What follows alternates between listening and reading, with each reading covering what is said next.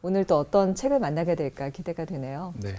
지난 시간에 소개할 때 파모가 특별히 여러 영역 중에 교육의 영역에 아주 영성적인 관점을 가지고 영향을 끼쳤다고 말씀드렸죠. 그래서 여러 가지 영역들을 다 살펴보면 좋겠지만 한번 저희가 이 시간에는 영성을 한 파트에 적용할 때 이렇게 실제적으로 우리가 알고 있는 세상에서의 흐름과 좀 다른 도전을 줄 수 있고 통찰력을 줄 수 있다, 지혜를 줄 수 있다는 것들을 살펴보기 위해서 이 교육을 한번 좀 다뤄보고 싶습니다. 그래서 소개하려는 책이 바로 이 책입니다. 가르침과 배움의 영성이다라고 얘기하고 있어요. 제목을 보면 어떤 생각이 드시나요? 교육책 아니면 신학적인 어떤 가르침? 학교에서의 영성인가요? 미션 스쿨이 떠오르네요. 미션 스쿨. 여러 가지 생각이 드시죠? 네. 이 책을 통해서 우리가 보통 교육이 무엇이다라고 하고 있는 선입견에 대해서 조금 파머는 다르게 볼 것을 제안하고 있습니다. 이런 제안을 던지고 있어요. 많은 이들이 한쪽 눈만으로 살아가고 있다. 네. 한쪽 눈. 네. 원근감이 없는데 이렇게. 네. 그렇죠. 네. 두 눈을 다 뜨고 살아야 되죠. 한 눈으로만 살면 뭔가 대단히 불완전한 거죠. 파모가 말하는 여기서의 한쪽 눈이라는 것은 우리가 알고 있는 세상 살아가면서의 교육이 너무 지성이라는 눈만으로 교육을 하고 있다라고 문제제기를 있어요. 그러니까 지성이라는 것은 감각, 이성 이런 부분을 말해요. 자, 그럼 다른 쪽 눈은 어떤 눈이냐면 마음의 눈이에요. 마음의 눈. 마음의 눈은요, 우리가 직관, 공감, 감정, 신앙의 눈을 통해서 배워간다는 걸 말해요. 보통 우리가 일반적으로 학교 이야기하면 전자에 해당되어지는 지성, 그러니까 이성이나 감각에 대해서 많이 강조를 하는 거죠. 그러다 보니까 우리가 좀 치우친 사람을 양산해낸다는 거죠. 교육을 통해서 교육을 잘 받았다고 할수록 교육 수준이 높아지고 더 많이 배웠다고 할수록 우리가 만나보면 뭔가 왜곡된 사람들을 종종 경험하게 된다는 거죠. 그 이유가 바로 뭐냐면 교육을 통해서 온전한 시각을 갖지 않고 한쪽 눈만으로 세상을 바라보는 사람들을 키워냈기 때문이다라고 진단하고 있는 거죠. 여기에서도 지난번처럼 온전함이라는 키워드가 나오네요. 예, 그렇죠. 교육의 온전함이 무엇인가? 영성으로 교육을 보면 이렇다라는 얘기를 오늘 하고 있는 거죠. 자, 차갑고 기계적인 세상으로 이 이성, 논리들은 발달되는데요. 그럼에도 불구하고 왜 그럼 세상이 지성으로 이렇게 치우칠까요?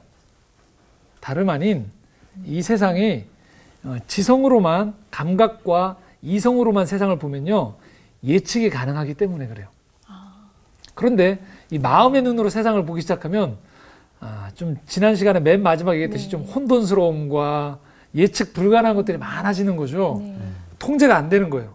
그러다 보니까 자꾸 세상은 정확히 진단할 수 있고 규정지어서 들어갈 수 있는 쪽으로 집어넣고 싶은 거예요. 자, 그런 게 사람들이 추구하는 안전 지향성인데요. 그것만 가지고 안 된다는 것들을 우리가 경험해 보는 게 안 돼요. 살아간다는 것은 이것 말고도 더 필요해요. 사랑을 통해서요, 어떤 세상이 변화되어지는 많은 일들을 보게 되는 거죠. 단순히 지성으로만 볼 수 있는 세계가 있지 않아요.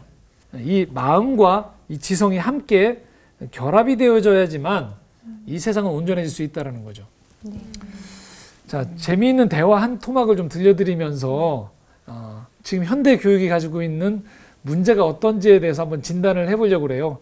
제가 미리 부탁을 좀 드렸는데 원구 씨하고 우리 인영 씨가 역할을 나누어서 한번 이 현대 교육을 문제를 진단하는 이야기를 한번 보도록 하겠습니다.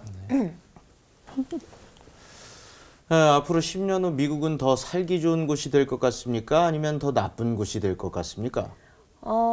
분명 미국은 살기 더 나쁜 곳이 될 것 같습니다.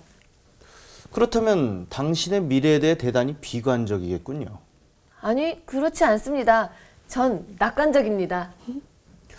아니, 어째서요? 전 학점 평균이 높거든요. 그러니 좋은 직장을 갖게 될 것이고 돈도 많이 벌고 멋진 집에서 살게 될 테니까요. 네. 문제다, 문제. 감사합니다. 공부를 잘하는 학생이네요. 그렇죠. 이 카네기 위원회에서요. 미국의 대학생들, 특별히 고등교육을 받은 학생들을 대상으로 이 인터뷰를 한 거예요. 그런데 이 학생들이 미국 전체의 미래를 바라볼 때는 대단히 비관적이더래요. 핵전쟁이 일어날 것 같고 경제가 어렵고 환경이 오염됐고 에너지가 고갈될 것 같고 도덕은 땅에 떨어졌단 말이죠. 범죄는 아주 기승을 부리고 있고 그래서 미래에 대해서는 비관적인 거예요. 사회에 대해서 비관적이에요. 그런데 자신의 미래에 대해서는 대단히 낙관적이래요. 그 이유가 뭐냐면 교육을 통해서 어려서부터 교육을 통해서 획득한 지식이 나만큼은 이 세계적인 재난 가운데에서도 안전하고 온전한 상태를 누릴 수 있을 것이다라고 믿게 되는 거예요. 그래서 내가 이전에 학창시절부터 해왔던 것처럼 주변 사람들은 모두 다 제치고 지고 나는 이길 수 있다라고 생각을 하는 거죠. 부모님들이 다 그렇게 주입식으로 가르치셔서 그런 거 아닐까요? 네, 공부 잘하면 미래가 밝아진다. 학교에서도. 네. 그렇죠. 그렇죠. 정말 큰 잘못된 생각인 것 같은데 자기가 이제 노력한 것들이 어떻게 보면 그 큰 사회의 목표로 간 거잖아요. 만약에 그 큰 사회가 없어지면 이 큰 사회가 잘못되면 지금까지 방향들이 전 다 잘못됐을 거라고 생각을 네, 하거든요. 그렇습니다. 정확히 원구 씨가 오늘도 예, 진단과 키포인트. 예, 포인트를 짚으셨습니다. 예습했어요. 네. 그러니까. 또 머리띠를 해서 그런가요? 이거의 문제가 뭐냐면요. 이렇게 교육을 받으면 아까 얘기했듯이 세상은 지성과 마음이 같이 공존한다고 했죠. 그리고 세상은 나만 가지고 되어지는 게 아니고 예, 공동체가 있단 말이에요. 네. 그런데 마치 자기는 이 교육을 통해서 명확한 세상에 대한 정확한 진단과 사고를 갖고 있다고 생각하지만 안 그렇다는 거예요. 네. 그런데도 자기가 받은 교육은요.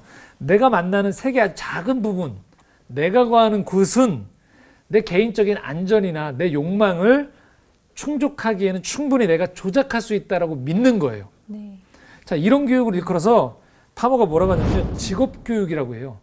우리의 교육이 본연의 교육의 자리를 잃어버리고 직업교육을 중시하는 데서 벌어지는 오류라는 거죠. 자, 이게 과연 미국의 문제일까요? 미국만의 문제일까요? 미국이 좀 날 것 같은데요. 우리도 지금 어려서부터 아이들이 자라오면서 지금의 우리가 형성되어지까지 교육을 가만히 보십시오. 네. 지난 시간에 나누었던 온전함을 얘기하는 게 아니고 어떤 것으로 해서 온전히 완벽히 달려가고 있죠? 성적. 성적을 통해서 뭘 하기 위해서? 성공. 그 성공은 뭘 말하는 거죠? 직업이죠, 직업. 취직. 그렇죠, 그렇죠. 예, 취직, 직업. 안정된 직장. 예, 보수가 확보되어 있는 사회적인 위치를 갖는 직업을 갖는 것을 의미해요. 그러니까 직업 교육이에요. 직업 훈련인 거죠. 엄밀히 말하면 그것들을 통해서 끊임없이 한쪽으로만 교육을 시키는 거죠. 당연히 나하고는 분리가 되고 행복과도 분리가 되어지고 그렇게 양산되어진 사람이 사회와도 분리가 되는 거죠. 파머는 영성을 통해서 온전함을 추구할 때 온전함을 교육에 들이댔을 때 온전하지 않다라고 진단을 내리는 거죠. 네. 자, 이 두 교육의 차이점을 한번 이렇게 비교해 볼 수 있겠습니다. 일반적으로 우리가 얘기했던 지성, 한쪽의 교육, 지성이고요. 또 다른 쪽은 마음이라고 볼 수 있어요. 자, 그러면 어떤 차이가 있느냐? 지성에서는요. 배울 때 이렇게 배운다는 거예요. 호기심과 지배욕. 그러니까 이 세상을 지배할 수 있는 것들에 대한 것들을 정보와 힘을 갖도록 자꾸 주입을 시키는 거예요. 근데 마음은요. 자비와 사랑이에요. 컴패션. 다른 사람에 대한 공감하는 마음. 단순히 동감과 공감이 좀 차이가 있거든요. 동감은 저 사람 안 됐다. 거기서 끝나는 건데 공감은 나도 언제든지 저렇게 될 수 있다라는 게 마음까지 가는 거예요. 그 사람 입장에 처해보는 거거든요. 그렇게 되어지고 사랑을 갖는 걸 말해요.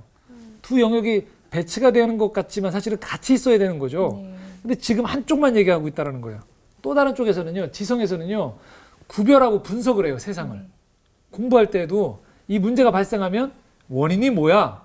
만 분석을 해요. 마음에서는요.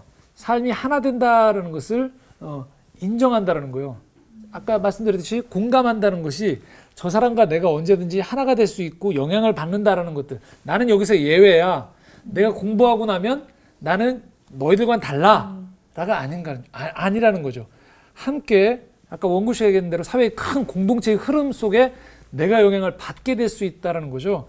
그래서 공동체적인 것들에 대한 고민을 안 할 수가 없다는 거죠. 자, 또 지성으로 공부하면요. 그래서 자꾸 세상을 분리시키는 거예요.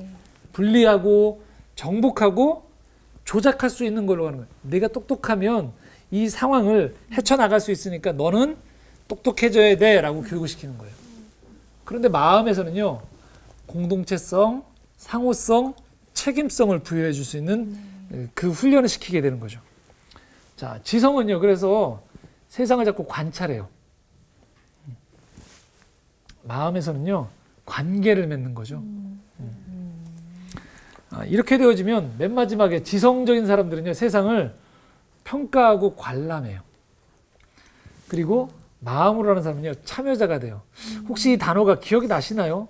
탕자의 귀향할 때 제가 한번 요 얘기를 했었는데 헬리 나우엔이 또 그런 얘기를 하고 그 렘블란트도 마찬가지고 그 그림을 얘기하면서 내가 이전에는 진리의 복음의 그 관망자, 관찰자였다가 이제는 내가 참여자가 된다라고 얘기했죠. 이런 것들을 한번 잘 보십시오. 직장 생활할 때도 이런 분들 많거든요. 어려서부터 이런 교육, 지성의 교육만 받으면 어떤 안 좋은 일들이 있어요. 그러면 꼭 보면 거기에 평가자가 있어요. 이건 이래서 잘못이고 저건 저래. 문제에 직접 뛰어들진 않아요. 네. 똑똑하다고 생각하는 사람 계속 해설자, 이 문제에 대해서 이건 이런 거야 라고 하지만 정작 그 문제에 들어가지 않는 거죠. 이 문제를 함께 해결하려고 참여하고 함께 아파하지 않고요. 항상 한 걸음 물러서서 뭐예요? 진단하고 정죄하고 분류하는 거죠. 사람들을. 얼굴들이 매기고. 떠오르네요. 자, 이런 교육이 우리가 배워온 교육이 많다는 거예요. 그러다 보니까 이런 교육은요. 이런 교육, 지성을 통해서는요. 교육이 뭐가 우리에게 임하냐면 추상적인 거예요. 그리고 비인격적이에요. 반면에 마음의 교육은요. 우리를 인격적인 진리로 이끌어요. 신앙적인 표현으로 성육신적인 진리로 끈다고 얘기해요. 지성으로 가면요. 이 세상을 논리적이고 논리로만 보는 객관화된 세계라고 보는 거예요. 그러나 마음으로 보면요. 이 세상은 유기적인 공동체로 인식하게 되어지는 거죠. 그렇지 않게 되어지니까 자꾸 부모님들이 너 공부 안 하면 저렇게 돼! 이렇게 얘기하면서 그렇게 자꾸 자녀들에게 겁을 주는 거죠. 분리시키는 거예요. 언제든지 우리가 그렇게 될 수 있음에도 불구하고 누구의 어머니, 아버지라고 생각하지 않게 되어지고 자꾸 뭐예요? 나는 여기서 자꾸 벗어나서 이 모든 세계 안에서 나는 조종하면서 내 안전만 나는 지킬 수 있다라고 얘기하는 거죠. 이 세상에 대한 인격성, 책임성이 사라져버리는 거죠. 진짜 공부 안 하면 저렇게 돼 했는데 그 사람이 공부 잘했는지 어떻게 알아요? 사실 공부 잘했을 수도 있는데. 저는 예능 프로그램에 그 나오는 말 중에 되게 무서웠던 말이 나만 아니면 돼 라는 그 키워드를 가지고 되게 웃음 코드가 있었는데 전 그 말을 들을 때마다 굉장히 뭐랄까 섬뜩하다 그럴까? 정말 나만 아니면 돼 라고 해서 그 상황에 살아남더라도 다음 상황에 내가 될 수도 있는 건데 그걸 보면서 같이 웃고 있는 저를 발견하는 순간 되게 좀 무서웠어요. 복불복이죠, 복불복. 그게 복불복. 근데 요즘은 아이들이 느끼기에 뭐 저희들도 그렇고 되게 개인주의 성향을 많이 가지고 있어서 그런 말을 또 하지 않았나라는 생각을 좀 해보게 되었는데 교육을 그렇게 받다 보니까 그렇게 될 수밖에 없는 좀 현실이 좀 우리의 현실이죠. 그러다 보니까 이 지성적인 교육 이런 쪽으로만 훈련을 우리가 받죠. 대학교에 들어가도 학생들이 온통 이것들을 갖춰야지만 내가 어딘가 들어갈 수 있습니다. 근데 온통 그래서 이력서에 무엇을 쓸 것인가만 준비하다 보니까 얼마 전에도 제가 신문을 보다 보니까 그렇게 취업이 어렵다고 하는데도 불구하고 들어간 취업 신입생들, 그러니까 신입 사원들이 4분의 1이 1년 안에 그만둔다고 하더라고요. 그 이유가 뭐냐? 조직에 적응을 못하겠고 직무에 적응을 못한다고 해요. 똑똑하지 않아서가 아니겠죠. 근데 저는 그 조직이나 직무가 막상 직장 생활을 해보시면 어떤 우리가 단체 안에 들어가 보면 알게 되어지는데 나만 잘할 문제가 아니거든요. 다 연관되어 있어요. 서로가 연관되어 돕고 때로는 도움을 주면서 일을 해야지만 거기가 굴러갈 수 있음에도 불구하고 그걸 모르는 거죠. 온통 어떻게 돼요? 내가 나만 잘 외워서 나만 답을 잘 기술하면 모든 세상은 잘 돌아가니까 괜찮을 것이다라고 생각하는데 세상에 나와보면 세상은 결코 논리만 가지고 움직이지 않는 거죠. 그래서 학창시절에 공부를 잘했던 학생들 중에 사회에 나가서 상당히 당황한다는 거죠. 나보다 공부를 못했던 친구가 훨씬 사회에서 많은 사람과 좋은 관계를 맺고 인정받은, 왜 그러지? 왜 세상은 왜 이렇게 돌아가지? 인생의 한 면만 보게 된 거죠. 어떤 논리, 내가 조작할 수 있다라고 생각했던. 근데 세상은 결코 텍스트만의 세상으로 이루어지지 않는다는 걸 우리가 배우게 된다는 거죠. 안타까운 게 그러다 보니까 저희의 대학생들, 중고등학생, 대학생들의 교육이 결국은 이렇게 표현하거든요. 남들과 똑같아지기 위해서 20대를 다 보낸다는 표현을 해요.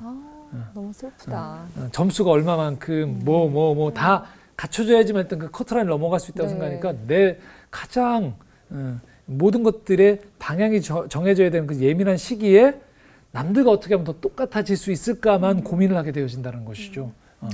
기본적으로 인간의 존엄성에도 문제가 생기는 것 같아요. 왜냐하면 내가 뭔가를 이렇게 스펙을 쌓아감에 따라서 내가 이룬 것을 남이 못 이루면 그 사람을 무시하고 그 사람은 나보다 부족한 사람이다라는 생각이 머릿속에 들어가는 것 같아요. 사실 그 사람이 훨씬 더 능력으로는 뛰어날 수도 있고 뭔가 감춰진 것들이 훨씬 많을 수도 있는데 단지 그걸로만 판단하는 게 그게 가장 큰 문제인 것 같거든요. 아까 말씀하셨던 나만 아니면 돼도 이제 다른 사람의 그 안 되는 걸 보고 같이 이제 감성으로 슬퍼할 수 있어야 하는데 그런 것들이 점점 없어지는 것 같아요. 정말 나만 안심이 먼저 되고 막 이런 게 그 측은지심이 점점 사라지는 예, 감정적으로 너무 좋은 표현 쓰는데 측은지심.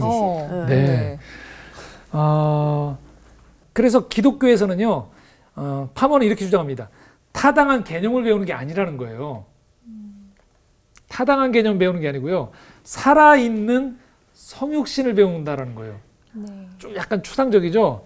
자, 이렇게 우리에게 얘기합니다. 요한복음 14장 6절에 보면 예수님이 놀랍게도 이런 말씀하셨어요. 우리가 평소에는 이 말씀은 그냥 그런가 보다 했는데 교육을 들으면서 배움을 얘기하면서 이 단어가 좀 다르게 다가오실 거예요. 말씀이. 내가 곧 길이요 진리요 생명이다라고 얘기하신단 말이에요. 예수님이. 자, 길이요 진리요 생명이다. 이게 우리가 배워야 되는 거예요. 진리를 배울 때 예수님이 내가 진리다 그런데 여러분 생각해 보십시오. 예수님이 내가 진리다 그러면 그게 딱딱하신가요? 아니죠. 뭔가 예수님이 잘난 체 하시는 것처럼 보이는가요? 다른 사람을 폄하하고 무시하는 것처럼 보이시나요? 아니죠.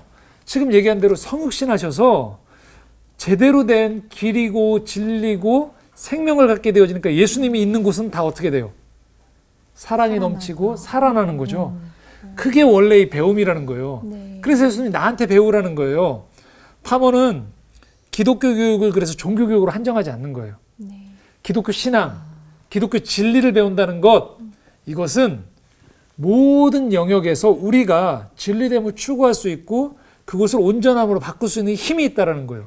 그 근원이 누구에게로부터 비롯된다? 예수님으로부터. 예수님이 우리에게 끊임없이 가르쳐주는 좋은 선생님인 거예요. 예수님을 보면서 우리는 길과 진리와 생명을 통해서 굉장히 막연해 보이는 이 단어, 안다는 것은 사랑하는 것이다. 이게 정말 배움의 원래 우리에게 주신 아름다운 선물이구나라는 것들을 깨닫게 되어진다는 거죠. 그래서 진리 안에서 우리가 안다는 것을요, 파먼은 이렇게 표현합니다. 결혼 언약을 세우는 것과 마찬가지다. 결혼하는 거래요. 배움과 암과. 자, 여러분 결혼하게 되어지면 나도 상대방을 알지만 상대방 배우자도 나를 알게 되어지죠. 그러니까 지식과 내가 서로 간에 알미 있게 되어지고요. 내가 다른 사람과의 관계에서도 서로 알미 있게 되어진다는 거예요. 그래서 이런 일이 벌어진다고 합니다. 진실한 배움은 우리에게 회심을 가져온다. 자, 회심 그러면 우린 보통 내가 죄인임을 깨닫습니다. 그 단어에 쓰이는 것 같죠? 근데 회심이라는 것은 내 마음을 돌려서 다른 방향으로 가는 걸 말해요. 내가 모자랐구나라는 걸 진실하게 자꾸 배우면 깨닫게 되는 거죠. 저희가 이 영성을 통해서 계속 배워지면서 뭘 하죠? 지식이 쌓여지는 게 아니고 뭘 하게 되죠, 저희가? 내 마음을 돌아보면서 내 삶을 바꾸게 되는 거죠. 그게 뭐 하는 거예요? 회심하는 거예요. 근데 이걸 지식적으로 추구하면 어떻게 되냐면 저희가 벌써 이제 12주쯤 배우면 14주쯤 배우게 되면 무슨 일이 발생하냐면 주변에 가서 너 이거 알아? 무시하는 거죠. 이런 것도 모르지. 그래서 무시하는 거예요. 근데 온전한 배움을 알게 되어지면 사람 관계를 내가 어떻게 해야 되는지, 나를 어떻게 아껴야 되는지, 또 내가 종교 생활 안으로 나를 신앙을 가두는 것이 아니고 내 모든 삶의 자리에서 끊임없이 하나님을 사랑하고 나를 사랑하고 이웃을 사랑하는 것을 그렇게 살아야겠구나라고 내 삶의 방향을 바꾸게 되어지는 거죠. 근데 한번 생각해 보십시오. 우리가 일반적으로 하는 지성만 추구하는 교육은 어떻게 되냐면요. 자꾸 쌓아두기만 하는 거예요. 자꾸 올라가기만 하는 거예요. 사다리 위로 올라가기만 하다 보니까 어떻게 해요? 내려다보는 거예요, 사람들을. 자꾸 소수의 사람으로만 위로 올라가서 내려다보면서 자꾸 사람들과 분리가 되어지는 거예요. 그런데 어떤 의미에서 내가 제대로 알게 되어지면 사실은 자꾸 내 옆에 있는 사람과 손에 손을 더 많이 잡으면서 파머가 이런 표현을 씁니다. 춤을 춘다라는 거예요. 인생을 살아가면서 많이 알수록 많은 사람과 춤을 추게 되어지는 거죠. 진짜 아름답네요. 네. 그렇죠. 그게 우리에게 배움의 영성이라는 거예요. 영성적으로 배움을 교육을 접근하면 인생이 달라진다는 거예요. 근데 우리는 자꾸 배우면 어떻게 돼요? 외로워져요. 인생이. 그렇지 않을까요? 결혼에 대한 표현을 하셔가지고 되게 네. 확 와닿는 게 배움과 지식에 대해서 그 지식이라는 것에 대해서 일반적으로 지금 저희가 하고 있는 그런 지식에 대한 배움은 소유하는 거잖아요. 네. 지식을 소유하고 내가 가져서 하는 건데 결혼은 그 지식에 대한 배려를 하는 거기 때문에 그거에 대한 책임도 지어야 되고 네. 그거를 제대로 서로 예의를 갖추는 지식에 대한 예의를 갖추는 게 그런 것 같아요. 그러면 사람들을 내려다보지도 않을 것 같고 네. 그럼 사람들과 함께 이제 어우러져 살 수 있는 지식을 가슴으로 배우는 그런 느낌. 네, 네, 네.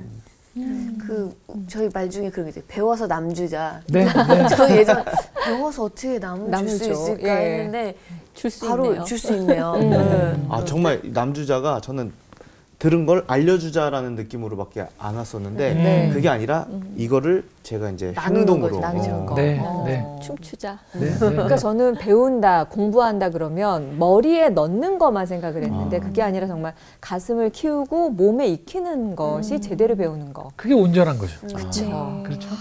지식의 영성. 네. 자, 그래서 이런 온전함을 추구하기 위해서 반드시 수반되어지는 교육에 대한 아주 중요한 실제적인 얘기를 해요.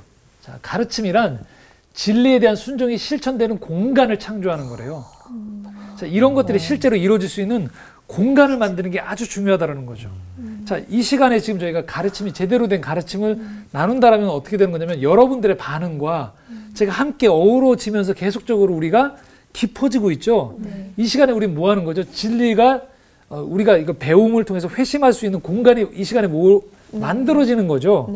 근데 이 시간에 만약에 제가 그렇지 않으면 그냥 제가 서서 자, 1번 이겁니다. 2번 여러분들 그냥 받아 적기 네, 바쁜 네. 거죠. 받아적기. 그렇죠. 안다는 못 것은 적었어요, 잠시만요. 바로에 들어가는 것은 무엇일까요? 사랑 이런 거 맞추고. 네. 자, 이 강의 다 끝나고 예, 자, 기말고사 시험 볼 있습니다. 예. 중요한 거에 노란색으로 표시해 주세요. 그렇죠. 네.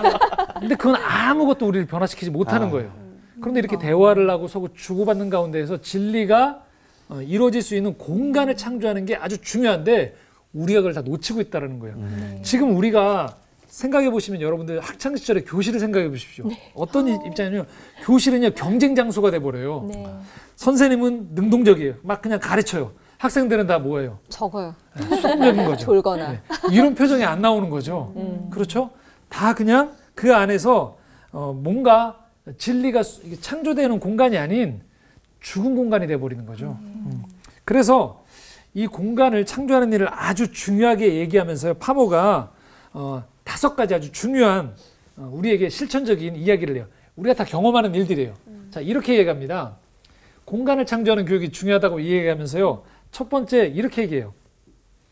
모르는 건 부끄러운 일이 아니라는 거예요. 근데 맞아요. 지식을 쌓으면 어떻게 돼요? 무식을 안 드러내고 싶죠. 네. 그렇죠. 그런데 지금 우리가 이렇게 하는 가운데서 드러낸다고 내 약함을 드러낸다고 부끄럽나요? 아닌 거예요. 서로가 누군가 내 약함을 드러냈을 때 나도 힘을 얻게 되는 거고 아, 저분도 저런 생각을 했구나 하면서 치유가 일어나죠. 여러분, 그래서 지식을 추구하면 자꾸 허세가 늘어나요. 그런데 모르는 게 부끄러운 게 아니다라고 할 때는요, 정말 달라지는 거죠. 우리의 교육을 돌아보면 저는 이렇게 얘기하고 싶어요. 진도를 끝내는데 급급한 거예요. 교육이 너무. 그렇죠. 근데 진도 끝낸다고 무슨 변화가 일어납니까? 그렇지 않나요? 아, 정말 오히려 많이 아시는 분들이 모른다는 거를 그냥 투명하게 전 얘기하는 거를 더 많이 봤거든요. 사실 아는 게 오히려 많으신 분들은 아, 이거는 그건 모르는 분야입니다. 아니면 모르는 처음 듣는 얘기인데요. 이렇게 얘기하는데 정말 아는 거 하나도 없는 사람들이 뭐 조그만 거 하면 아는 척을 하더라고요. 아무것도 진짜 평범한데 근데 누가 봐도 모르는 거 티가 나요. 그래서 그런 얘기 있죠. 토론에서 제일 못 이기는 사람은 책 한 권 읽은 사람이라고. 네. 절대 책 한 권만 읽은 사람 절대 못 이긴다고. 네. 그런 얘기하죠. 자, 이건요 신앙교육에도 그대로 적용될 수 있어요.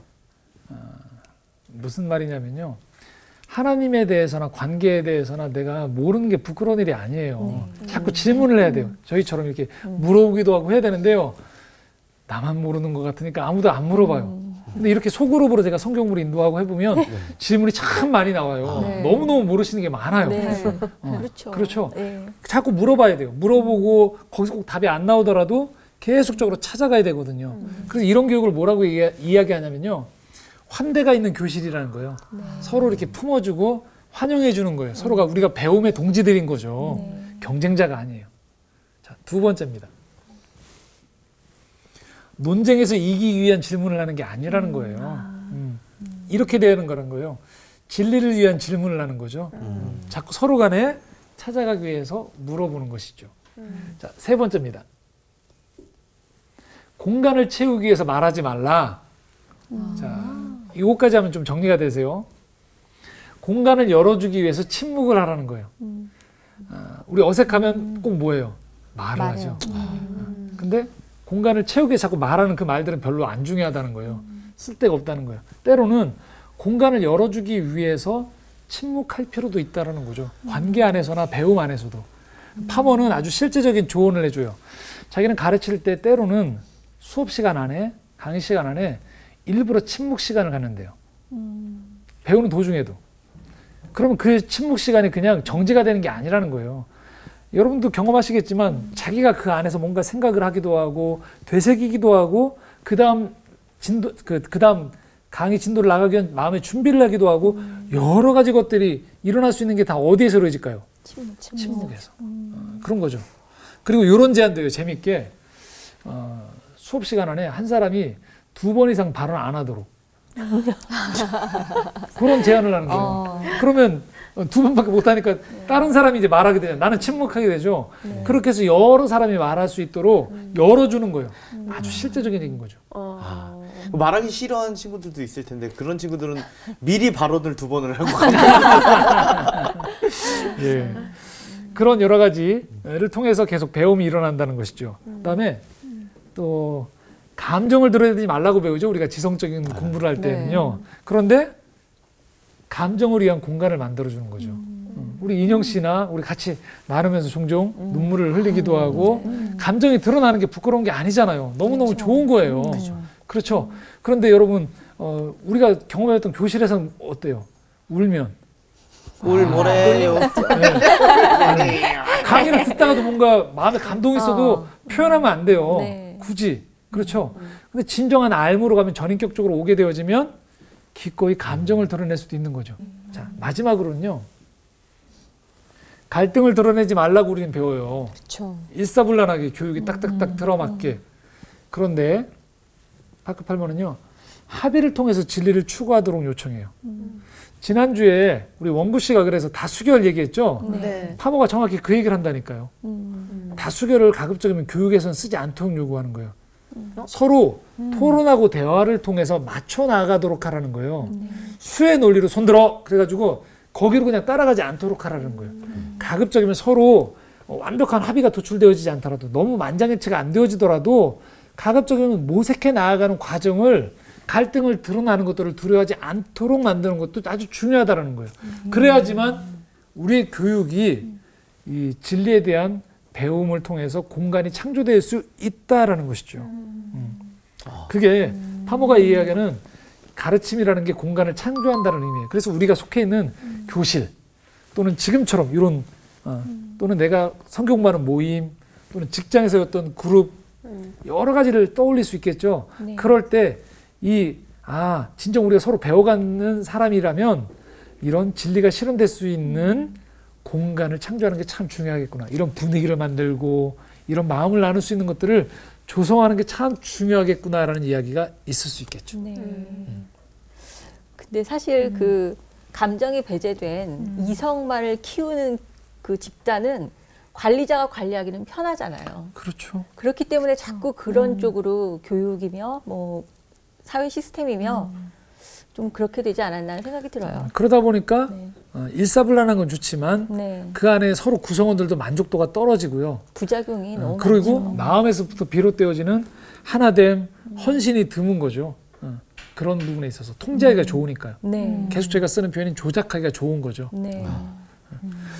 사람의 이제 마음을 이제 제대로 읽으려면 정말 다수결 같이 이렇게 묵인되는 소수 의견이 묵인되는 거는 없어져야 된다고 생각하는 그 예로 제가 그 다수결을 제일 많이 쓰는 거는 사실 그 메뉴거든요. 식사 메뉴인데 어느 식당을 가냐 이걸 다 하는데 이 네 명이서 갔는데 한 사람이 정말 죽어도 먹기 싫은 게 있을 수 있는데 나머지는 그냥 뭐 이거 좋아서 이렇게 할 수도 있는데 이 사람을 완전 묵인시키는 거잖아요. 그것보다는 그걸 먹고 싶은 사람들이 조금씩 양보하더라도 한 사람의 의견에 맞추는 이런 버릇이 좀 들어야 될 것 같아요. 그것도 아주 좋은 훈련 중에 하나네요. 네. 네. 아주 실제적인. 네. 너무 와닿아요. 자, 이제 마지막으로 하나 더 중요하게 우리가 평소에 놓치기 쉬운 부분들인데 이 얘기를 좀 해야 될 필요가 있을 것 같아요. 가르치는 이는 영적으로 자라가야 된다는 거예요. 네. 그래서 리더자인 우리들이 어떤 자리에서 자, 3가지를 얘기합니다. 첫 번째는요. 고백하라라고 얘기해요. 교수가 보통 우리가 얘기할 때 프로페서라고 하죠. 네. 이게 원래는 믿음을 고백하는 프로페스, 믿음을 고백하는 사람이라는 뜻인 거죠. 그래서 교수는 모든 사실과 이론과 기술을 통제하는 사람이 아니고요.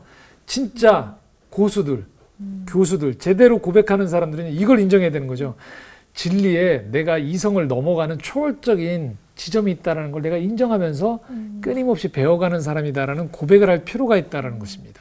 첫 번째, 그래서 우리가 교사가 된다, 가르친다라고 할 때는 계속 고백할 필요가 있고요. 두 번째는요, 자리를 바꿔보라는 거예요.